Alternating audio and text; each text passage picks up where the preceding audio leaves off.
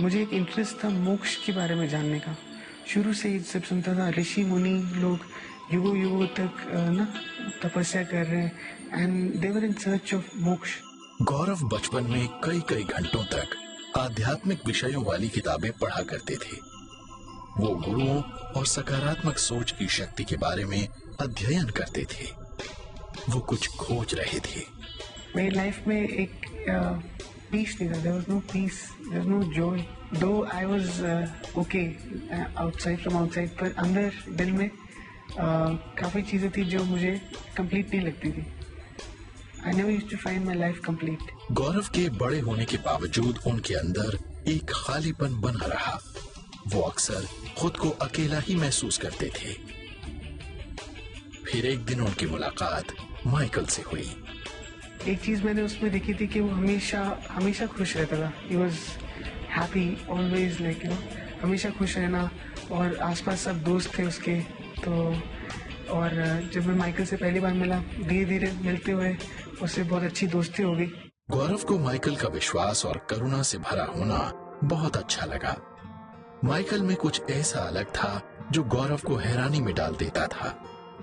वो दोनों जब आध्यात्मिक विषयों पर बात करते थे तब भी गौरव को ऐसा ही महसूस होता था। एक सॉन्ग के बारे में जो माइकल ने शेयर किया, that is I have decided to follow Jesus, no turning back, no turning back. तो Michael was telling about the history of that song. वो बता रहा था कि कैसे ये सॉन्ग आया, कैसे एक फैमिली, ट्राइबल फैमिली जिनको प्रोसिक्यूट कर रहे थे, when the whole family was being put to death, the head of that family, वो उसने ये गाना गाना शुरू किया in front of the king who was persecuting. वो हिस्ट्री में वो काफी ज्यादा छू गई। जब ये दोनों कॉलेज के दूसरे साल में थे तो एक कार दुर्घटना में माइकल की मृत्यु हो गई।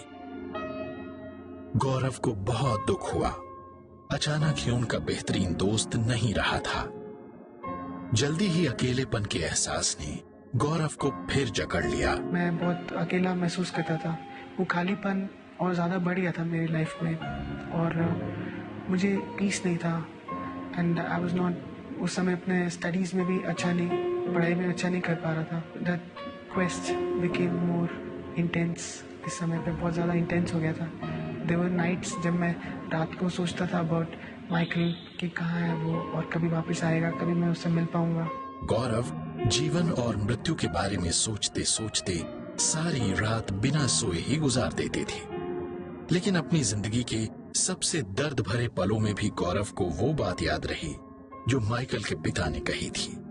उन्होंने एक बात कही कि माइकल भी अब हेवन चले गया, प्रभु यीशु मसीह के साथ है, लेकिन एक दिन ऐसा आएगा जब वो दोबारा उसे मिल पाएंगे। ये बात मैंने फर्स्ट टाइम सुनी थी माइकल के फादर ने जब शेयर किया था। तो ये बातें मुझे कहीं कहीं कहीं छू रही थी। एक साल बाद रेल में सफर करते हुए गौरव ने अपने एक सहयात्री से बातचीत शुरू की।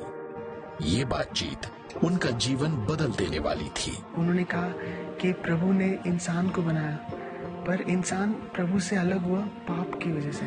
एक वचन जो उन्होंने बोला मुझे, जो सबसे ज्यादा छुआ, वो प्रभु यीशु मसीह ने कहा कि मैं ही मार्ग हूँ, मैं ही जीवन हूँ, मैं ही सत्य हूँ, मेरे अलावा प्रभु परमेश्वर पिता की तरफ आने वाला कोई और मार्ग नहीं। जब मैंने ये सुना तो मुझे उस समय विश्वास हो गया कि वो प्रभु यीशु मसीह ही वो मार्ग है, प्रभु यीशु मसीह ही वो सत्य है, वो जीवन है जो मैं खोज रहा था। इस व्यक्ति की मदद से गौरव ने एक प्रार्थना की और यीशु से अपने हृदय में आने को कहा। जब वो प्रार्थना करे तो मैंने भी उनके साथ ये प्रार्थना करी। मैंने प्रभु यीशु मसीह को अपने दिल में बुलाया और उनसे अपने पापों की क्षमा मांगी। प्रार्थना करते हुए गौरव को अपने मन में एक ऐसी शांति और आनंद की अनुभूति हुई जो पहले कभी नहीं हुई थी।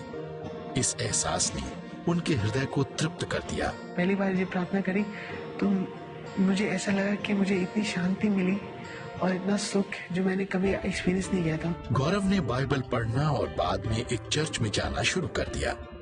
आज वे इस आनंद की अनुभूति के साथ जी रहे हैं कि उन्हें यीशु में मुक्ति का मार्ग मिल गया है, और उन्होंने अपने मित्र में जो आनंद और खुशी देखी थी वो उनमें भी समाहित हो गई है। माइकल में जो खुशी और जो शांति दिखी उस समय पे, जिसने मुझे छुआ था, फिर प्रभु यीशु मसीह को जान के अब मेरे मन में भी, मेरे जीवन में भी वो शांति, वो खुशी मैं महसूस कर सकता हूँ, वो फ्रीडम महसूस कर सकता हूँ जो मैंने माइकल के जीवन में देखी थी।